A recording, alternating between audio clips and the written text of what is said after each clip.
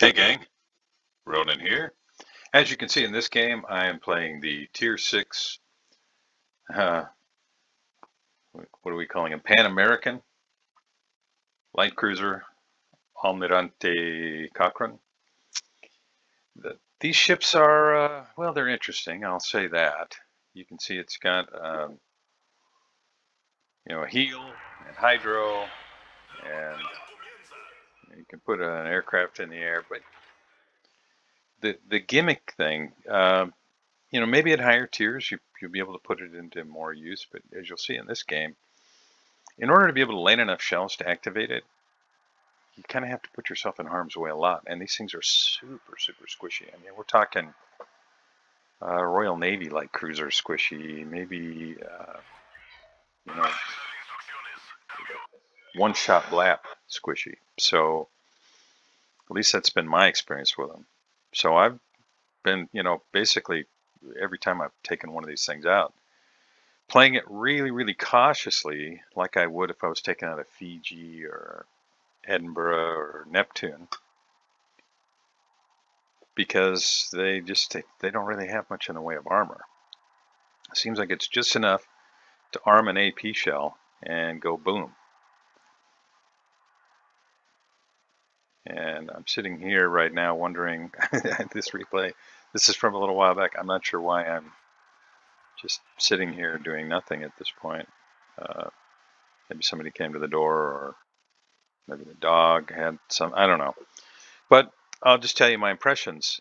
So you can see the F key down there is going to activate your kind of special ability of the ships on this line. And if you get enough shells landed, what it does is it basically speeds up all of your other things you can do, like all your cooldowns and everything, your ability to use your heal and repairs and hydro, all those things kind of speed up. And is that neat? Yeah, it's really neat. But at least so far, I haven't really been able to use it a whole heck of a lot, because I found myself just getting pasted in this thing. And the shells, they are very anemic. If you're firing on destroyers, they can be pretty effective. But anything else, and you're going to struggle to do damage, or at least I did. A lot. You'll see what I'm talking about. I mean, I think in this game a little later on, I'm firing on a Fuso, right? There's a Fuso on the red team. Yeah.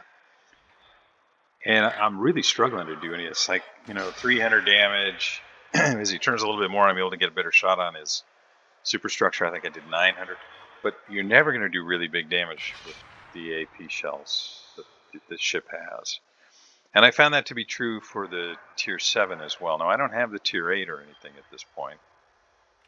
Wargaming set it up so that, you basically have to spend a little bit of money in order to pick up the Tier 8 at this point. And I'm content. I mean, I have a lot of free XP. It looks like our Gepard is about to get sunk. I've got a lot of free HP, so I'm not in any big hurry. But I thought, well, I should get a video replay out about this thing. And you can see I'm just trying to finish that Podvoisky, but his ship is a little faster than I anticipated. And I think, honestly, that this was I might have had a handful of games in this thing before I recorded this. So I'm still trying to kind of get an idea of how these guns work.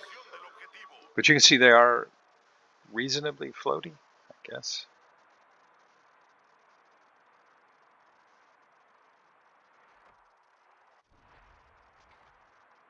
There's that Fuso I was talking about. Actually, you know what? I don't know which Fuso it was that I was firing at later. It's been a while since I played this game.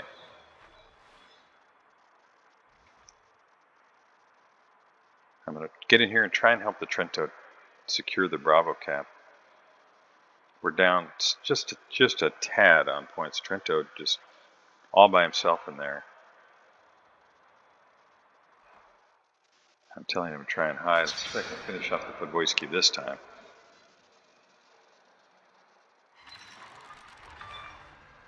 And I am able to finish him off.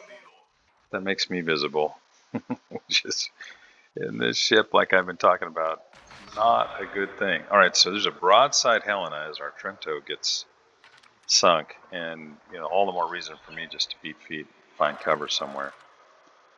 And I land 3 shells and do practically no damage on a broadside Helena. So this is not a Nuremberg. This is not a Leander. I found it difficult to do damage in this ship. Not that I've done a lot. I've landed 6 shells, but you'll see as the game goes forward, I'll be putting more shells on targets, and they're just very anemic. As we lose our Omaha to the enemy Tiger, so we're down 4 ships. Bad guys are down 2. I didn't really feel like I could sit in that cap alone taking damage, so I'm going to go down here, group up with these guys, see if I can help finish off this Fuso and that Helena before turning back. Now our Colorado and well, the 2 battleships that we have up on the A line, I already know they're in trouble. I'm sure you do too. They're up there by themselves, basically the entire red team up there, other than these 2 ships, who are in kind of the same position. They're facing off against a lot of us, and there's only 2 of them. Well, I'll put out some shells. I think I aimed reasonably well. 300 damage on 8 shells.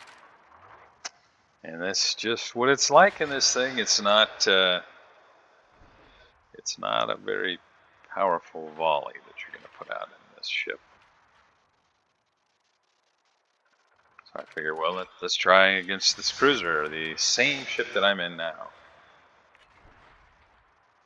And it'll be kind of plunging fire. 990 damage on 4 shell hits on a cruiser with no armor. So really, unless you're shooting on a destroyer and at pretty close range, I do manage to catch the Helena there as our Mackinson burns down the Fuso. And this Helena is going to make things easier for all of us by kind of coming back this way a little bit. We lose our Cachalot. We're now down 5 ships. Bad guys are only down 3. Helena is angled up, trying to mitigate the damage a little bit. 3 shells for just under 1,500 damage. Somebody's going to finish off Helena, and Fuso's secondaries finish him off. Okay, so can I reset the cap here? Well, that's going to be the goal, and I'm going to try and head north, I think. I don't want our entire team to be down here. Mackinson, Derflinger, Fuso, they're going to be working on the enemy Trento, I think, which you can see down there at, yeah, there he is, trying to finish him off. And nobody's going to want to turn. Okay, so he's gone. Nobody's going to want to turn until he was gone.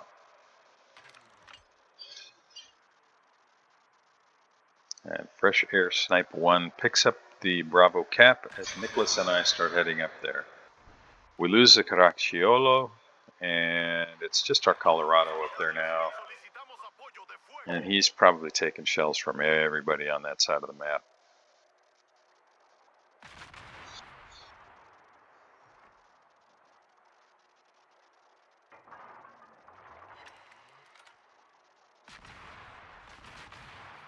And you can hear those kind of arcadey sounds. That's that thing that the F key is tied to.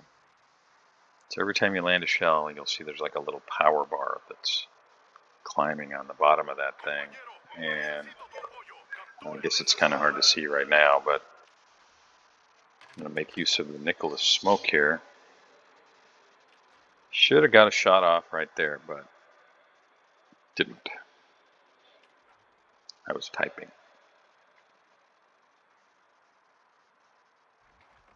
Looks like the Almirante is moving north, so this is a chance for Nicholas to cap.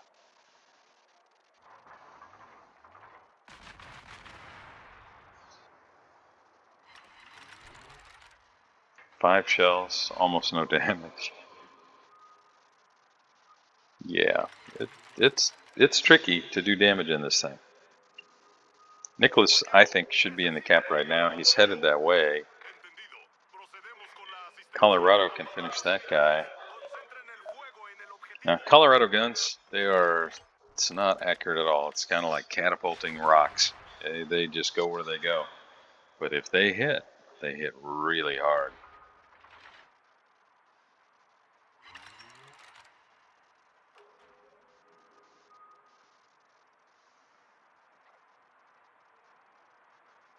Nicholas still not in the cap. There's no red ship anywhere near him.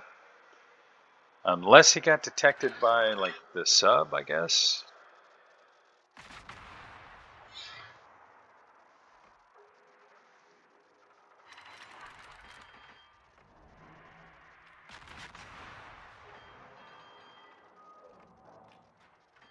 And Colorado does finish off the Cochrane. So Colorado is just kind of forced to run. You can see he's down to just under 11,000 HP.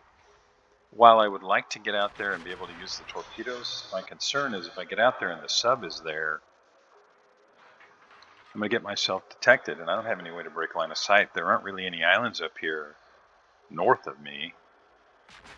There's the one that the Colorado was running for, and I'm just trying to do some chip damage on the Scharnhorst. I'm going to just hit the island here, I think. 7 shells, okay damage, not great.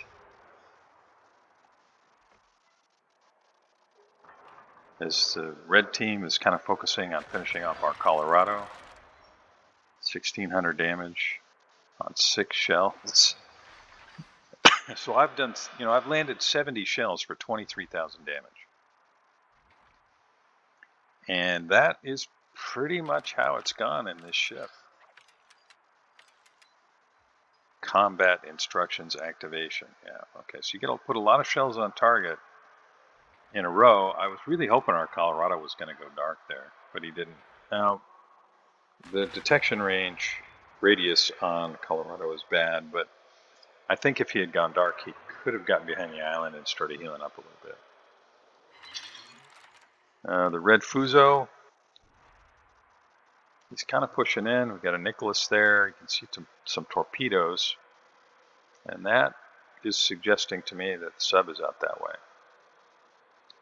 Now we actually have a ship advantage here. We now have a points advantage, and things have turned around a little bit. But we've got both of our battleships in the cap now, which we definitely didn't need that. They're just making themselves targets, and they're in exactly the same spot.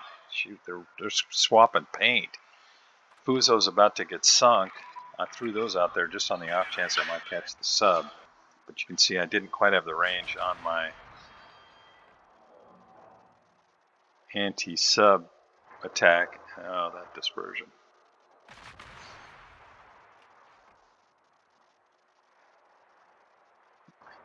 No HE means no splash damage. Just, I gotta hope that their team is able to. Okay, so Mackinson blaps that sub. Fuso is just about dead. We've got a 5 ships to 3 advantage, now a 4 ships to 3 advantage. And Derflinger is trying to get out of the cap here, but he base plants into an island. So is the Derflinger going to survive? Well, we'll see. Mackinson's positioned himself to be able to defend the cap. Nicholas is there.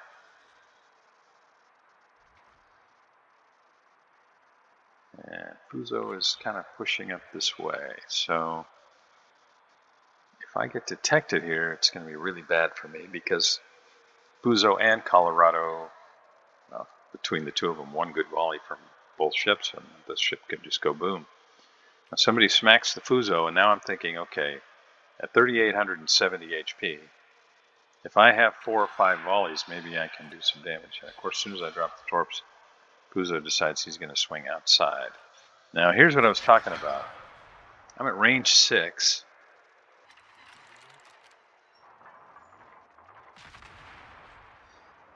And I'm struggling to do any damage to this thing. I'm trying to hit that pagoda, right? But there's 500. I finally get it dialed in where I'm doing a little bit.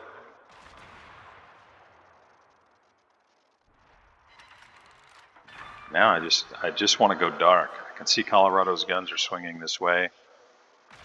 93 shells on target, soon to be about 100, and 26,000 damage. Oh, that's close. Now I need to go to the north side here. And I was really hoping one of our guys would go the other way, but I feel like they're following me like puppies. But at low tiers, you get a lot of that. You know, people enter this game thinking of the old, you know, we're going to cross the T and all those other things, and none of that really works in this game. Mackinson, thank goodness, is turning around.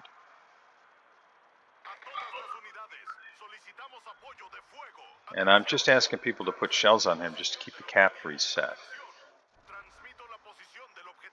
And they are doing that. And I'm going to try and distract the Colorado a little bit.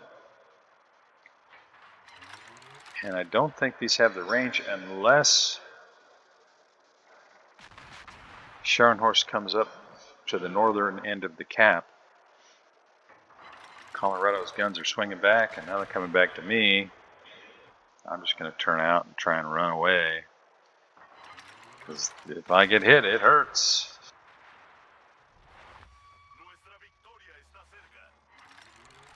I mean, look at that. 6 hits, no damage.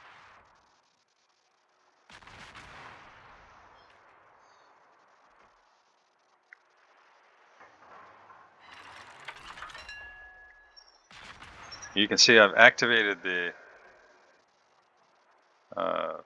special orders thing, the F key thing, but I don't really have a need to use it. If I get smashed here, maybe I would.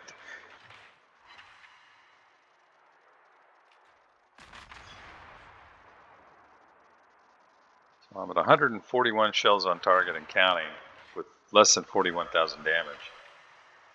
That is pretty pathetic.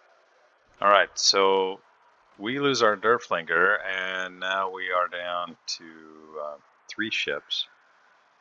Mackinson looks like he's just trying to hold his position and keep guns on him. I'm going to try and help with Scharnhorst, but I got to be really careful. We need to reset. And he's so close to being sunk. A little bit of damage from Mackinson there. Just try and keep resetting both of them. Shells from Colorado. So I do manage to get another few resets.